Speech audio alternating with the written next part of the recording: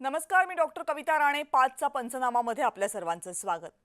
दसरा हा सण महाराष्ट्रासाठी विशेष महत्त्वाचा असतो, कारण हा सण जितका धार्मिक आहे तितकाच सामाजिक आहे. दसरा मेळाव्यांच्या निमित्तानं विचारांचं सोनं लुटण्याची महाराष्ट्राची जुनी परंपरा आहे. सुरुवातीला बाळासाहेब ठाकरेंच्या शिवसेनेचा दसरा मेळावा ही शिवसैनिकांसाठी दसऱ्याची खास भेट असायची. दसरा मेळाव्यामधील बाळासाहेब ठाकरे यांच्या भाषणाकडे तमाम शिवसैनिकांचं जितकं लक्ष असायचं तितकंच लक्ष विरोधकांचंही असायचं. कारण प्रशासन व्यवस्थेतल्या त्रुटी, राजकीय नेतृत्वांमधल्या उणीवा यावर बाळासाहेब ठाकरे त्यांच्या खास शैलीत टीका करायचे. बाळासाहेबांनंतर शिवसेनेच्या दसरा मेळाव्याची परंपरा सुरू राहिली, पण त्याचं स्वरूप मात्र आता बदलतंय. शिवसेनेची आता 2 शकलं झालीत आणि प्रत्येक गट आपणच बाळासाहेबांच्या विचारांचे खरे वारसदार असल्याचा दावा करतोय.